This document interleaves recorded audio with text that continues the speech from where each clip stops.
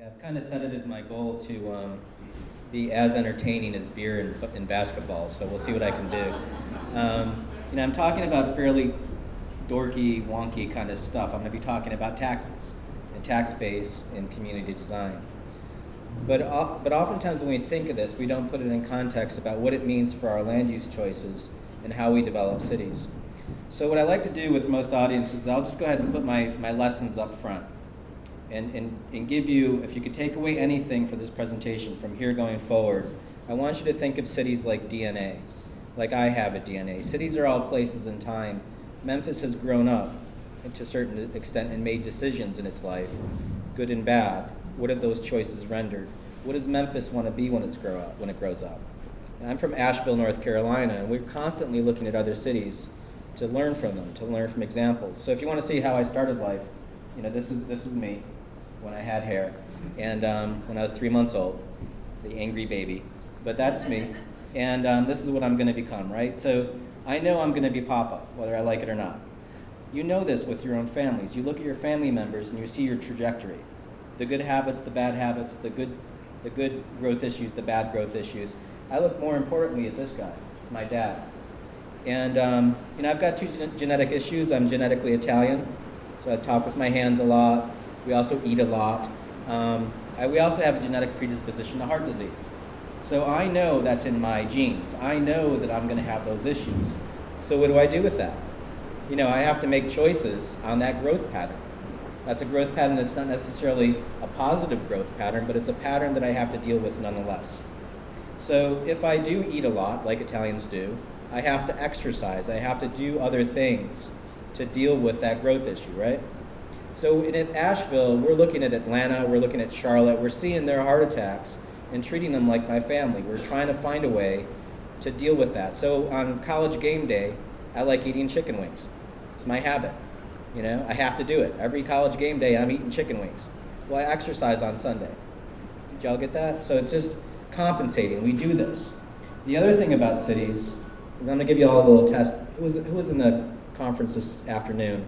Don't shut out the answers to this. Okay, we're going to do a quick little test. I'm going to give you 5 seconds. You only need about 5. Well, somebody complained today. I'll give you 7. 7 seconds to tell me how many shapes you see in this children's puzzle. Ready? Go.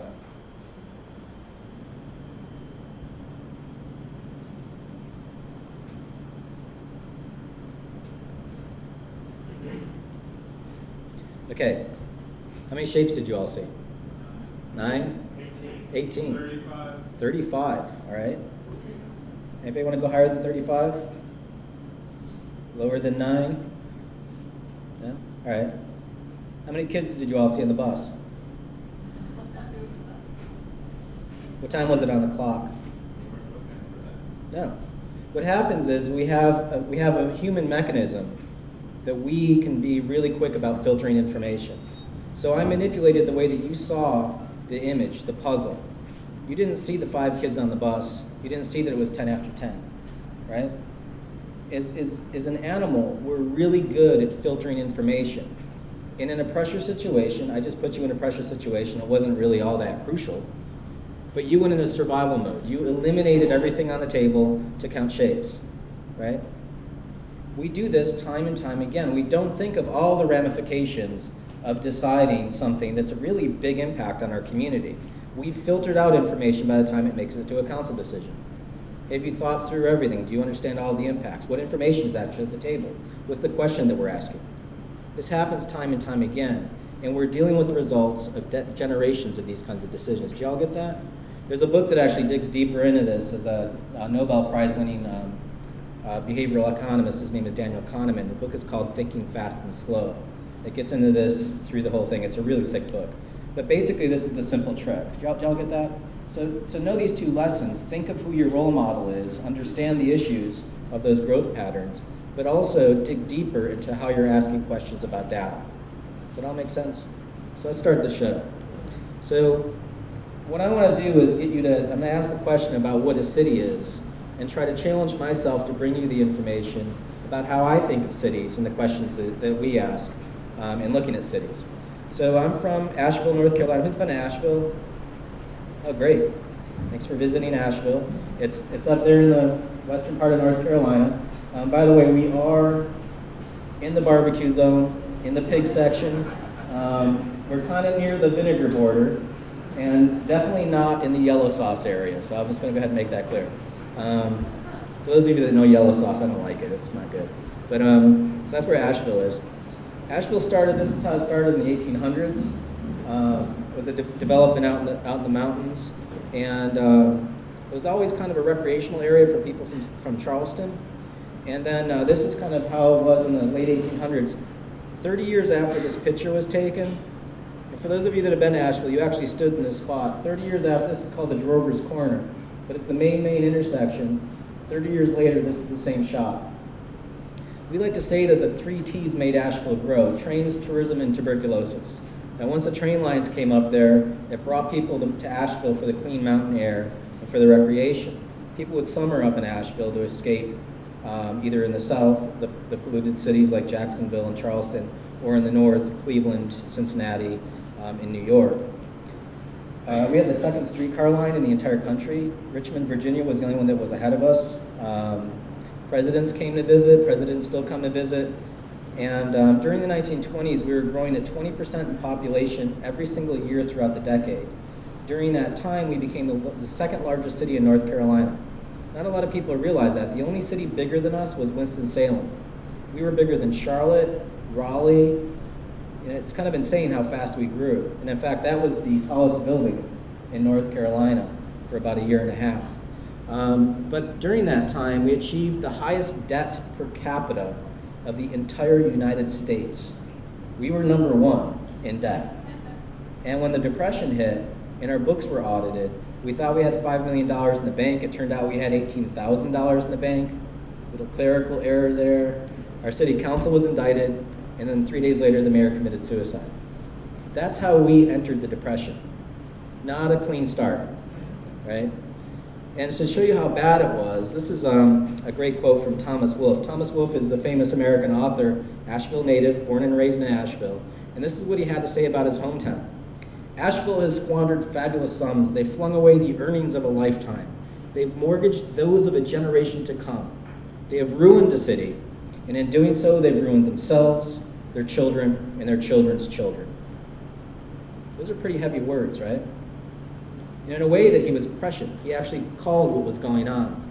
Now, these are not the kind of things you say about your hometown. He said it from New York City, and basically everybody in Asheville was like, please stay in New York City, don't ever come back. His second book was incidentally called You Can't Go Home Again, for obvious reasons. You know, it's kind of interesting. You see this story all the time. What happens in the city, what happens to the people that are critiquing it. Now, what's interesting is it took us until 1976 to pay off that debt. When the Depression hit, we chose not to take the New Deal money that would bail us out. We essentially chose to ignore the stimulus.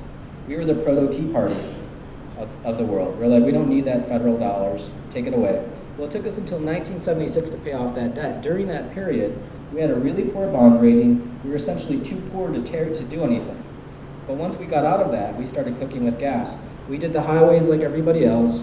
We cut a highway through the north side of downtown, which became the Crosstown Expressway, and blew a hole through the mountain. This is called the Bowcatcher Cut right here. I love that it's on a postcard. Isn't that awesome? And on the other side of the cut, the mall went there, and our downtown died. Does that sound familiar? You know, this is a pattern that happened all across the country. This is essentially the teenage years of the American city, the reckless driving, and drove a drunk into a tree or something. That's what we did. And this is our downtown from not too long ago. And has anybody visited Asheville when it looked like this? I mean, this is a great real estate investment opportunity right here. Why don't y'all come and invest in Asheville? This is a 1996 Chevy Celebrity. That's not too long ago. So you think about that. You think about what happened to our community. These are all shots of boarded up buildings, vacant upper stories, and just buildings sitting fallow. Some kinds of aluminum, just kind of hoping that they just disappear or something. Now you could shoot a cannon off down, look at the sidewalk. There isn't a single pedestrian all the way down there or anywhere along there. So we essentially abandoned our downtown. And like a Greek choir, anytime somebody tried to fix the downtown, anybody tried to do something downtown, those children's children, the leadership of our community, would rise up and say, that'll never work here, don't even try. We've been down that road, you know? Y'all have those people here? Don't even try. That'll never work. And every community's got them. Ours just took the form of leadership. So there were people that did try, that did do things differently. This is Julian Price. Julian started a real estate development company called Public Interest Projects. That's my parent company. It's a for-profit real estate development company. What's different about this organization is they operate off 100% equity. So he could have been philanthropic with his wealth and just given it away or donated it or put it into a foundation. Instead, he wanted to activate it and treat it like a revolving fund. So his inheritance basically went into all of these buildings. 75% of his money goes into the sticks and bricks, the different buildings. We're mostly focused on residential upstairs, getting people living downtown. And then we reserve 25% to invest in entrepreneurs that start businesses at the ground floor of all of those buildings. We actually have a nightclub here called the Orange Peel. And one of our favorite investments is the Laughing Seed, which is the first vegetarian restaurant in Asheville. Now they went to go get a loan from the banks, and the banks basically looked at their menu and asked them, where's the pork? It's the pork state. Where's your barbecue? You gotta have barbecue. I mean, this is North Carolina. And they said, well, we're vegetarians, we don't do that. And the banks just said, there's no way this is gonna work. We've invested in them, they've paid us off, or paid us back, bought themselves out, whichever way you wanna look at it. But they're an anchor in our downtown. Asheville is now ranked in the top 10 vegetarian restaurants in the entire country because of this establishment that's come in behind them. They basically led the trend. So this is one of our buildings before and after. And we did a crazy thing. These are 400 to 600 square foot apartment units. So who in this room would live in a 400 to 600 square foot apartment? Got a couple hands? Let me change the question. Who in this room has lived in a 400 to 600 square foot apartment? That was our marketing study right there. That just saved us $18,000 asking that question. You know, we basically said these are 24 units. Surely, out of 83,000 people in Asheville, there's 24 people that are either new to town, recently graduated, downsizing, recently single, whatever. And it's been, in the real estate development world, this is called a home run. It's been 99% operating, leased up, ever since we opened the doors. There's a waiting list to get into this thing. And again, it's just by asking a different question. We didn't ask about what we wanted. We asked about what our community could handle and what's typical of a downtown. You know? So this is one of our buildings, or this is what downtown looked like when Julian was kicking around. And what's interesting is Julian actually had his own marketing campaign. He had his own magazine called City Watch. And I love this article that he published, and it was about billboards and putting billboards in the downtown. And I love this quote that he uses from Arthur Frommer. Among cities with no particular recreation appeal, those that have preserved their past continue to enjoy tourism. Those that haven't receive almost no tourism at all. Tourism simply doesn't go to a city that's lost its soul, which is heavy words to say about your town, right? In a way, you can hear Thomas Wolfe coming back and saying these things. Now, it's not that Julian was a Convention and Visitors Bureau booster. We're not members of that. We don't have a hotel. Why is he talking about tourism? What he was trying to do is he was trying to get us past to have a sense of community, a sense of soul, a sense of pride in our place. Interestingly, he passed away in 2005. 15 years after he published this, same building, Frommer's magazine would list us as the number 5 place in the country to visit. That's kind of heavy stuff, you know? But what we're looking at, we're seeing this stuff, we look at it a little bit differently. So not only is it interesting from an emotional standpoint, how do you show this from a data standpoint? I love this quote from Michael Bloomberg. In God we trust, and for everyone else bring the data. Can you show the information of what's going on financially, what's going on with our investments, but also with the community? So what we were seeing with downtown, this is what downtown was worth when it was all boarded up, about $100 million of taxable value for the boundary of downtown. We didn't build a new building, and just the community didn't get a new building in this downtown until about 2008. So these first 2 steps were just by activating those existing buildings, just by filling up assets that were already there. The community basically had $500 million of wealth sitting around that they weren't using. Does that all make sense? So we were able to cultivate revenue on assets that were already there. Our portfolio rose 400%. Incidentally, we're somewhere around 700 million right now. But what we started thinking is, why aren't people thinking of it this way? Why aren't they thinking about cultivating their wealth the way that a farmer does? When a farmer looks at their field, the farmer seeing their field is a grid of acres. Is this land that has a cost to cultivate in fertilizer, water, labor, and then crop yield. And they're making financial and economic decisions about what to till. They're not just going out there and doing the whole field. So if we could do the same thing with cities and look at these buildings. This is one of our buildings.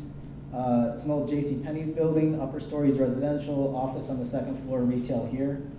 The city came in and did a streetscape project, and we took it on the chin because the city did a streetscape project right in front of our building. So they subsidized our property. We didn't pay for the sidewalk, right? So we got a garbage can, a bike rack, 2 benches, and a street tree, and those children's children freaked out about it. Why are you giving money to those downtown people? And we're like, thank you very much. We get the idea, we understand the plan. You want us to invest in downtown, we'll do that. You'll do more streetscape projects, that's good for everybody. People can walk around now. So we fixed the building. We took it from $300,000 of value, that's what it looked like, to $11 million. That represents a 3,500% increase in our tax bill, right? By taking it from one value to a higher value. Or another way of looking at it, our community now has 3,500% more revenue off one asset to cultivate more wealth. They can go out and do more bike lanes, more whatever, thanks to us. Y'all get that? Y'all have a 401k plan that grows by 3,500%? Anyone? You do? I wish. This is what happens. These are community assets, right? We're all tied together. So my community of Asheville now has a rising portfolio. Now, why aren't people seeing that? You know, we'll talk about that building, and people will be like, well, Joe, there's this Walmart over here. That Walmart's worth $20 million. That's a huge number. That Walmart pays about $270,000 in property taxes. That's a really big number. All right, well, let's compare that against my house over here. This is my house. That's my wife, Caroline. These are my dogs. My dogs think they're lions. They're a little weird. But, you know, Caroline and I are at about 1/10 of an acre. We're paying $2,000 in taxes. So if you had a 1-acre cookie cutter that fell from space and dropped into our neighborhood, it hit 10 houses, right? Y'all follow that? Everybody's on 1/10 of an acre. So that's about $20,000 an acre in taxes. You take that same 1-acre cookie cutter, float it in space, drop it into Walmart, it's paying $6,500. Did y'all get that? Now what if you had an acre of our building downtown? This is what you get. But Chuck and I were presenting in Denver, and I wanted to really make it simple for the people in Denver. And I said to them, if you only had an acre to grow something in Denver, what are you going to grow? Wheat, soybeans, or marijuana? Yeah, they got it. Cash crop, right? Anyway, putting it aside, because y'all are probably thinking, well, Joe, that's great, it's property taxes. Surely Walmart makes it up in retail taxes, right? I mean, that's what it's all about, is sales. So Caroline and I don't sell anything, so let's remove us. Now let's run the numbers on the retail sales. Again, we get distracted by the big number without seeing the numbers behind it. That's the total sales. That's not what you get. That's what happens inside the store. What the city gets is a portion of that. In our case, 8 cents on the dollar of sales tax. The city got, at that time, 27% of that 8 cents. Now the reality of it is it's actually down to about 9 cents in my community, but we'll go ahead and take this 27 cents, what used to be what we got before. That's $47,000 an acre. We're a total tax per acre of $51,000 an acre. This is just the property taxes you're getting. You add the retail taxes, now we're at $414, you're cooking with gas. I mean, how do you want to look at it? There's jobs per acre. You know, when you put the numbers side by side and you let the numbers do the talking, which one gives you more community return? Which one gives you more potency from a taxable basis, from a retail taxable basis, from a jobs? How do you want to look at it? The numbers speak for themselves as long as you normalize it on what you can control, which is the dirt. Did y'all get that? So this isn't scary math that I'm doing here. It's actually pretty simple. I don't have a financial expertise. I don't have an MBA. This is all looking at the world and just making a simple change in how we look at the numbers. Normalize it on a per acre basis. So again, that's the city side. what's good for the downtown is great for the city, but it's unbelievable for the county. So you realize that the city is sitting inside a county, so it's paying county taxes too. So here we look at the residential. So on a per acre basis, the city resident's paying about $1,700 to the county, while somebody out in the county is paying $1,200. And again, this is just the numbers that's out there. Now, when someone brings the mall into this, you see why a county commissioner might be motivated to do a mall over residential. This is what you get with commercial, $8,000 an acre out of this mall, versus residential in under $2,000. Did y'all get that? It's kind of an interesting presentation with the lightning and thunder. This is awesome. It's dramatic. So why stop there? Let's go into the downtown and see what we do. So here's the mall here at $8,000 an acre in county taxes. Here's our building downtown at $250,000 an acre. So again, you see the potency of what happens in the downtown and why the county should be motivated to cultivate that wealth as well. So it shouldn't just be an argument that you all have with the city. Shelby County needs to be in this conversation too. So why am I bringing this stuff up this way? And really what I want to do is I want to read this bottom line here and ask the question about what government is. So this is from Webster's Dictionary, and this is the definition of incorporation. Incorporation is the forming of a new corporation. The corporation may be a business, a nonprofit, a sports club, or a government of a new city or town. So government is corporation. Government is business. You have a chartered area that you manage, that you all are shareholders in. Assuming you all are living in Memphis, you're in the Memphis Corporation, but you're also in the Shelby Corporation. You get it? So you're essentially a shareholder. The citizen is a shareholder in two forms of government that you control through your taxation. That's your sharehold and ownership. And what you pay in should be cultivated and grown. Does that make sense? So the city, back to that question, is essentially a finite boundary of land. That's all you have. Shelby County can't go and annex the next county over. That's all it is. And how Memphis operates should be thought of as cash flow as well. Did y'all get that? So in Asheville's case, Asheville is worth $10 billion with a B. That's a huge number. It's actually 3 times Donald Trump's portfolio wealth. So we're 3 times the Donald, or another way of looking at it, we're worth more than all of these sports teams combined. Right? The Titans are only worth $1 billion. We're like 10 times the Titans. So when these businesses operate, do you think they're making financial decisions about players they pick, about how they operate? Of course. So are you doing the same thing? Are you understanding the ramifications of development patterns to see what's bringing you wealth and what's not? So oftentimes we try to help communities see the money flow and see how design decisions actually affect their pocketbook.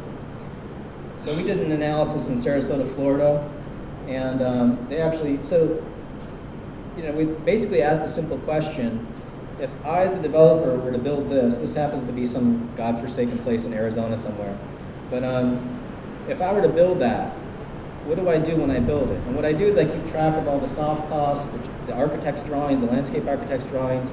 I also keep track of all the hard costs, the buildings, the roads, whatever. And all of those costs have to be recouped in order for me to make a profit and make the deal work, right? So I just divide all the costs by the rooftops. When the government gets this thing plugged onto the road here, does the government go out there and figure out how much it costs to have this in their community? What does it cost for police, for fire, for water, for schools, and do they charge it accordingly? And the short answer is no. They just send out an assessor to figure out a value, and they are paying a tax percentage on that value, completely disconnected to cost. What other business operates that way? If I were to buy this clicker, don't you think Logitech would figure out how much it costs to make the clicker before it sold it? Of course. But in cities, we don't do that. So I'm not the first person to ask this question. It's actually this guy here. In 1973, the Nixon administration published this book called The Cost of Sprawl, where they gave all the data to every community across the country and said, look, land patterns have a cost to you all. Figure it out. They did the math. And it's kind of interesting. Not a lot of people realize, but he's the godfather of the word sprawl. But there it is. So Florida actually replicated that at a more localized level. So we used their math, And you see that they did the public facility costs per dwelling unit from the downtown to scatter. The more you spread people out, the more the cost is. It's real simple. If you have a mile of pipe and you put 50 people on it, it's more expensive than a mile of pipe with 5,000 people on it. You're just dividing the cost by more people, so the unit cost goes down. Did y'all get that? So we grabbed a couple of these that we were seeing in Sarasota with the downtown versus some semi-suburban stuff. Went out into the burbs and grabbed some multifamily, and then went into the downtown and grabbed some multifamily. And we said, okay, there's 357 units. Let's just run it apples to apples. So let's pluck out 357 units out of the downtown and let them sit side by side financially. So here's the downtown in dark green. Here's the suburban pattern in light green. Same number of units. One consumes 30 acres, one consumes 3 acres. So the land out of the portfolio is 1/10 consumed in that urban footprint versus the suburban footprint. You get that? So 1/10 of your asset is used. The public cost is 57% difference. You actually cost less to service those people because the service area is smaller than the suburban pattern, yet you're making 830% more money.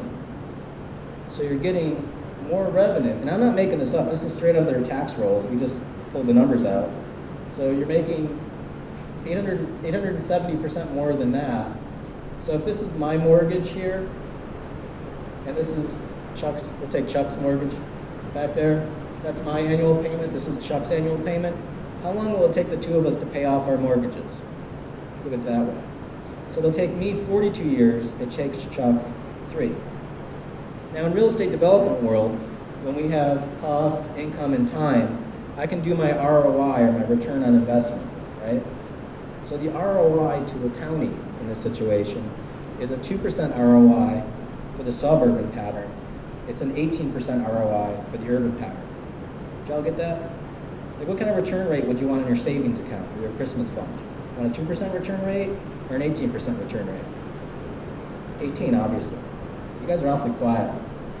Is it too late to be talking numbers, or how you doing? All right. Now, I was presenting this in Idaho, and there were like cowboys in the audience with like cowboy vests and cowboy boots, and a couple of them had guns. And one guy came up to me, he's like, look, Joe, we're cowboys. These are way too many charts. Just show it to us in year 20. I was like, all right, well, here it is. So in year 20, after 20 years of operation, you've produced $34 million over your note in the urban pattern. You're still in the hole, $5 million with the suburban pattern. So think about what you all have done, every community has been building for the last 40 years. We're essentially building development patterns that are upside down financially, and when we don't have money in our budget, it's because it's buried, still in the hole still. We're just not building our way out of it. We don't have enough of this stuff to compensate for those losses. Does that make sense? So, to quote Chief Justice Brandeis, these are the relentless rules of humble arithmetic. It's just simple math to show this stuff. We've done it all across the country, and we see these patterns over and over and over again. Basically, for every dollar of county single-family development, a city resident's paying about $8 to the county. The Walmart's paying about $7 for every dollar of single-family county. The mall's about double Walmart, and as soon as you get into mixed-use development in the green here, it starts to shoot up. This could be for the tiniest town, Driggs, Idaho, out in the middle of nowhere in Idaho, I think 2,000 people in the entire county, to Nashville, Tennessee. It starts to shoot up. And it's not a proportional growth, it's an exponential growth. We can cultivate our wealth out of main streets. It's not to say don't do this stuff, it's just realize that that's where your money is. And you can't build your way out of an upside down portfolio where you've got too much of the stuff that's not bringing in your wealth. And I'm using the per acre analysis to talk about efficiency from an economic standpoint. We already do this, we're used to doing this. When we talk about cars, we don't talk about cars on a mile per tank basis, do we? If we did, we'd all be driving Ford F-150s at 650 miles per tank, right?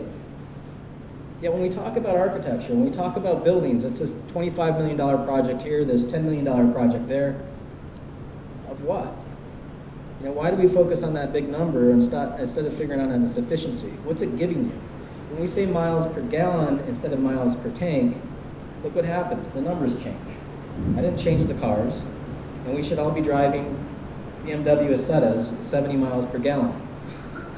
Sorry to your Prius owners in the audience, but 1955 technology is better. It's also a much more dangerous car, which is kind of cool. Y'all get this? I'm being cute with the numbers, but I want you to see we already do this. So that's why we recommend the per acre analysis. So really what this is about bringing data and evidence of the data to you all to make better decisions in your communities. So we did an analysis over in Nashville, which is a deeper drill down. We compared our downtowns. I'll just blow through this. We thought it was funny that we actually have more beer than they do. This is Asheville, this is Nashville. We were about 5,000 people per brewery. They're at about 90,000 people per brewery, so we're doing good. Or we have a problem, depending on how you want to look at it. They also compared, an interesting study that they did before we got there was a study on new urbanism development. This is a development called Lenox Village. It's a suburban development out on the edge of town with commercial, high-density, multifamily, and then single-family kind of all blended together in this walkable environment. Right across the street, this is it here, right across the street is this other development called Bradford Hills, which is your conventional cul-de-sac residential with this little buffer of commercial here. And they ran the return on investment, so the community cost and the revenue combined to see what the city and county would net out. And they basically networked this way. Oh, sorry, they also did the GULCH. We'll bring that up in a second. So this is the suburban pattern. The conventional development nets out about $100 an acre. The new urban community nets out 7 times that of positive revenue. When you bring the downtown into it, the reason why the downtown's not in this chart, or actually the GULCH, it's not even downtown. This is what it looks like. So here are those other 2 developments. Here's the GULCH. This is the net return over the costs. So this is what this community ends up with on a per acre basis. Y'all get that? So we did their map, and part of the way that we do the mapping is we want to bring new technology in to see the way that the community operates financially, much in the way that our doctors do this on our bodies. So if they want to see your hard tissue, they'll do an x-ray, and we get the hard tissue information, right? Your skeletal information. Change the software, change the machine, do an MRI, we can see soft tissue, right? You can even do this crazy stuff called, I don't even know what you call it. It's a triarchal transformation, 3-dimensional image of your brain, basically. So we do the same thing with cities, and we map their value. And this is the way Davidson County, which is Nashville, looks at a county level. This is the value per acre of where they're getting their revenue in their community. You can see downtown popping out right there. Or when you go into the city level, here's downtown, you see all of this hot value of over $6 million an acre, and then this is how it tapers down to exempt. Green is about $250,000 an acre, and purple is $6 million an acre and greater. So you can see the hot spot, and then as the value goes out toward Vanderbilt University here. So in the downtown, which is the most fertile soil, they also have the problem of being a state capital. So where they're getting the most potency out of their downtown, they also have the most land off their tax base. They're about 50% exempt. So that's a real issue in their community. By the way, you should send them a big thank you note for that, for being the state capital and suffering with that. You're paying for it. Another thing is, well, actually they're paying more than you all, probably. But another thing is we use different technology to change the information. There's a mapping program called cartogramming. And this is a map from 1921 where they mapped the energy consumption of the United States. So the highest energy consumer at that point was New York. And they're 10 times the size of Wisconsin. That means they're 10 times the consumer. So they change the shape of things based on value. So we use this basically old technique with new software and did the cartogram of Davidson County. So here's Davidson County, here's its cartogram, so you can feel the potency of downtown. Let's put them side by side. So this is what downtown is in the area, but that's how it feels financially. Did y'all get that? Or another way of doing it, we did just zooming into the city level and doing its cartogram. That's how it feels. Or another way of thinking about it, the land area of that square feels like it's 15 times greater of potency. So where is the community getting its money? How can it cultivate more wealth? How does it do that? We just try to bring that information there so they can at least see where they're getting it. Did y'all get that? We also do it three-dimensionally. Can y'all tell me where downtown is? Yeah, there it is. Boom. And then here's the area out to Vanderbilt. So we basically talk about, here's the Gulch. They just need to fill in the Gulch, they'll be doing all right. So focus more of the priorities where they can cultivate more of their wealth. This is the side view of the community, side view of the model, and then here's its like pulse financially. So they peak out at $191 million per acre. So just to kind of recap, here's some building types. So there's the Walmart at about 1.2 million an acre of value. Here's their malls at about 1.8 million. Well, let's call it 2 million for the regular malls. They have a really good mall that's near the community of Bellevue, or Belmead, and there it is at 8 million an acre. That's a really potent mall, by the way. This is probably one of the most valuable malls we've ever seen at 8 million an acre. But what's crazy is they're getting infill buildings in and around in the neighborhoods that are starting at around 7 million. So they're basically as potent as their best mall, just doing these little projects, filling in the gaps in their neighborhoods. You get into the Gulch, now you're at 16 million an acre. And when you get into Music Row, you're hitting 20 million. You get into downtown, you're topping out around 136 million an acre.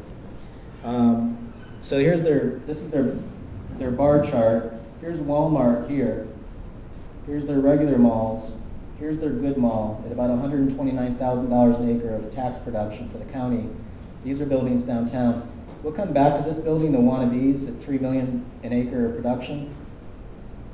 The other thing that we saw in their downtown is it's not only just a property tax generator, it's a retail tax generator. Incidentally, it's illegal to have this information in North Carolina, so at least we can get it here in Tennessee. That's how progressive we are, by the way. The land area of downtown in the county is about 0.3% of the land area. Here's the rest of the county. Here's the county's downtown retail tax production. Here's the rest of the county. So their downtown is actually the biggest retail tax producer versus all of the other malls. Who would have thought in downtown Nashville you're actually more competitive from a retail standpoint than a mall that's 100% retail? And again, this is the data. We're not making this up, it's just out there. So this is the property tax, retail tax, and total tax production of Nashville as a three-dimensional model. The other thing that we started noticing is the older buildings. That here's a building, there's a postcard of it from 1905, there's like horses and carriages. There's the building. Even after they deface it and rip the top of it off, really nice top, by the way.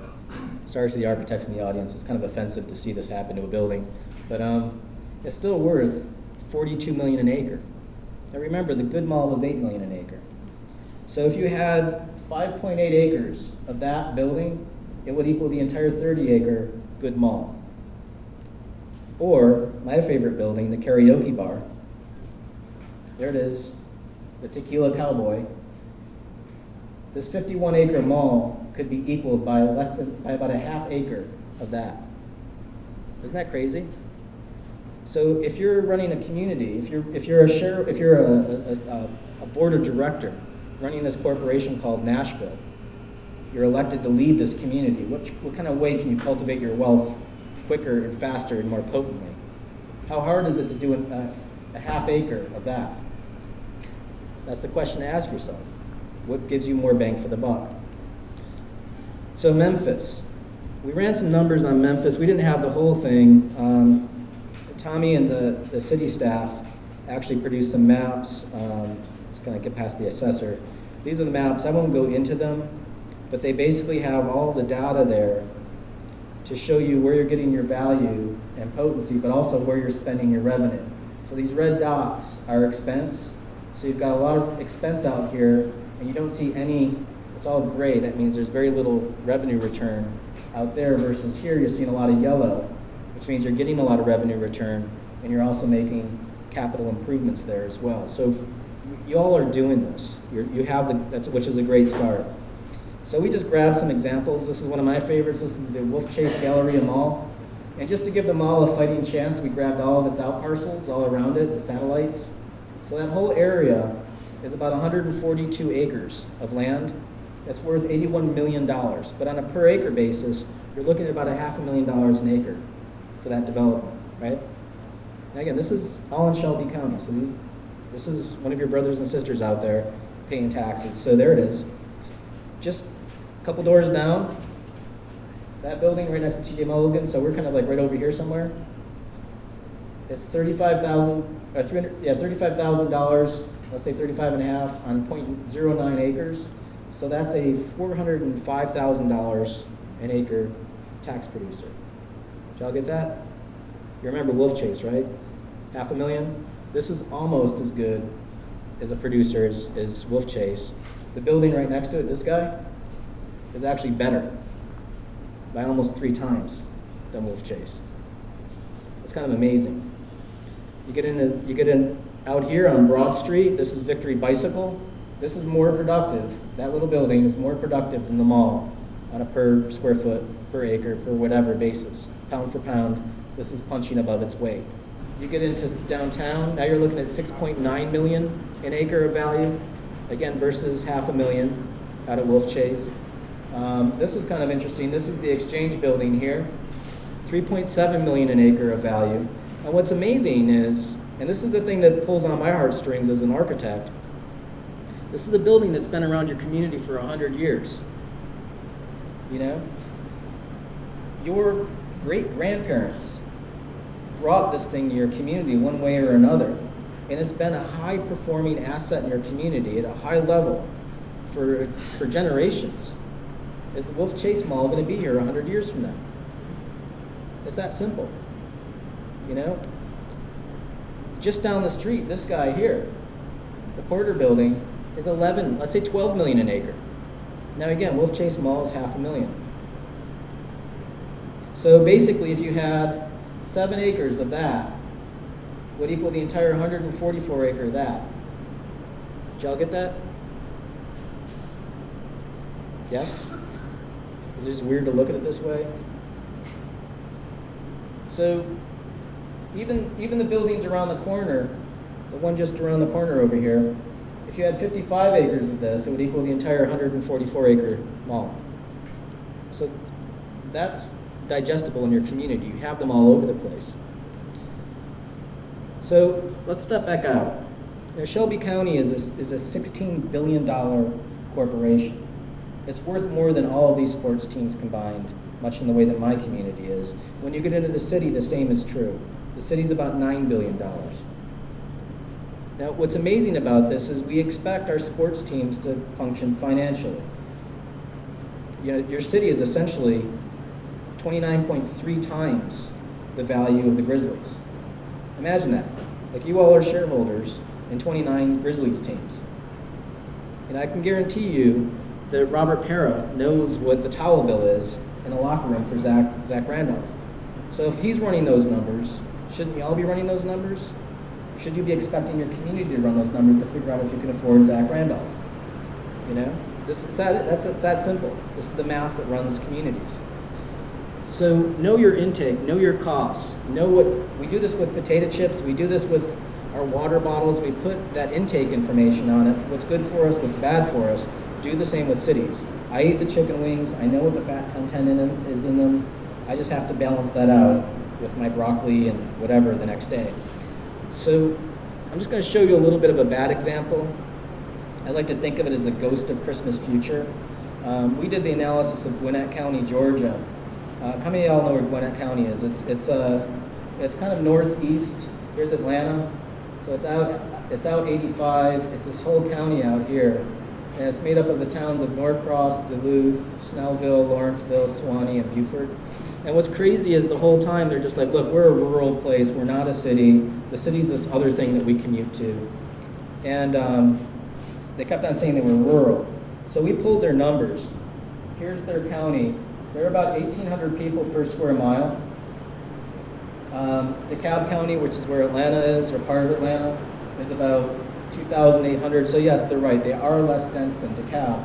What was interesting is we had other North Carolina counties, so we just went ahead and threw them into the pile and looked at them. So here's my county. We're at about 350 people per square mile, the city of Asheville, with our surrounding counties. So there it is. That's what rural looks like, you know?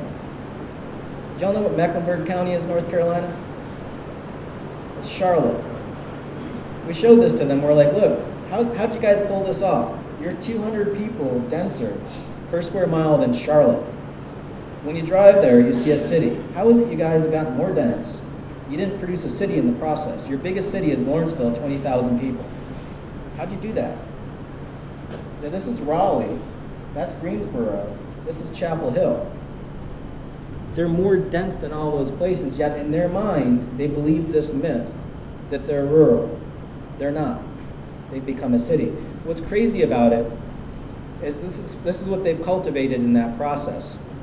This is Gwinnett County. The highest value per acre they pulled is $8 million an acre. Did y'all get that? This is our county at $46 million an acre, so we top out with more wealth production than they do. This is Chapel Hill, Greensboro, Raleigh, and this is the less dense Charlotte, North Carolina, at $150 million an acre at their top end. We did their model, and immediately it became relevant to us. This was like their x-ray, and we didn't see a spot. Like, what's going on? There's no there there. We turned the model sideways and tilted it, and that's their side view. So here's where they top out, right there, that little purple stuff. But it's basically like a big, thick carpet. They've spread their wealth horizontally, taking in all that infrastructure without cultivating any spike. What we typically see is this. That's the difference. Y'all tell me where downtown is? Boom. This is downtown Carrboro, and this is downtown Hillsborough. Even though this is a smaller town, it still has its spike. We weren't seeing a spike in Gwinnett County. So this is the side view of Chapel Hill. This is Chapel Hill, Syracuse, New York. Can't really see the spike there, but it peaks out there. And this is Gwinnett. So this county is 100,000 people. This is 400,000 people. This is 800,000 people. All of the counties are about the same square mileage, yet the populations are totally different. And so these are how the values work out if you do the heart monitor to see how they spike up. So if you were a community building wealth, which kind of wealth would you want to have? What brings you in the return? And we didn't say everybody needs to live in the downtown, everybody needs to be in this spike, but just don't forego that opportunity. A certain percentage of your population will choose that. Did y'all get that? So just look at their downtowns and do the same thing. This is Chapel Hill, here's Syracuse, and here's Suwanee, which was the biggest producer. And there's their pulses. The people in Suwanee actually get it, and they want to build a downtown, so they're working on that. Now, underlying all of this, there's a behavioral pattern that we've seen time and time again in communities. The reason why I behave in a certain way as a developer is manipulated by the policies that you have in your community. So we see this in historic examples. In England, you were taxed on the number of windows you had because glass was expensive. So they wanted to figure out a way to tax you so that they counted your windows. The more windows you had, the higher the taxes you paid. So over this 100-year period, we know the joker that put the policy in place, it was King William III. Over that 100-year period, what people started doing is they started boarding up their windows to avoid the taxes, right? The physical environment changed because of tax policy. In France, you were taxed below your roof line, here. And this architect, Francois Mansart, came up with this really creative way of sticking stories up in the roof. And when the tax assessor got out there, he's like, you can't tax me for this, it's clearly the roof, right? It was a tax loop. It spread like wildfire through Paris. So as we look at the landscape, as we look at cities, all over the place we see the same thing. You've got two values in your real estate. You've got your value of your dirt, and then you've got your value of the improvements on the land, your buildings. We can go into the data, pull off the buildings, and just look at how the dirt's valued. Let's just start there. Everybody's got dirt, right? So you expect the world to look like this. Everybody's value in that neighborhood is the same color, so it's about the same value at about $15,000 an acre, right? Now, how would you like to feel if you were this guy right there? The nice hot orange, everybody else is blue across the street. Just putting that aside, when I was presenting this in Cheyenne, Wyoming, I asked them, I said, what's going on here where this one is blue? That's $15,000 an acre. As soon as you cross the street, it turns to hot orange at $35,000 an acre. You essentially double the value by crossing the street. Does anybody have an answer to that? The tax assessor was sitting in the front row and she raises her hand. And she's like, you don't understand. And I said, we don't understand. And she goes, well, the more land you have, the lower the value. Think about that. I was like, really? So I got 3/4 of a mile of road here, 3/4 of a mile of road here, another half mile and half mile. I've got 3 miles of infrastructure. I've got the biggest site on the street, which means I got the most stuff. I can build the biggest building on it, which means I can have the most commerce, which means I can have the most police calls and fire calls and everything else. I can get more of your infrastructure, and you're going to charge me less for it? She's like, yeah, that's our standard. I was like, where'd you get this? Did Moses deliver you this standard? I mean, can't you see that it's a problem? Can't you see that financially it could put you upside down? Where am I going to go as a developer? Am I going to come into a downtown part and fix a property there when the land, just on a per square foot basis, is 10 times what I can get it for out in the suburban area? And on top of that, I can get all this free stuff from you, and you're not going to charge me for it. It's like, yeah, that's our standard. You know, these aren't invisible market forces that are telling me how to build as a developer. These are market forces that you all control in your policies. Your policies have the same stuff put into them. You just have to ask the questions. You have to look for them. And realize that some of these policies can be detrimental to your own health. Put the gun down. Don't shoot yourself. And do the math.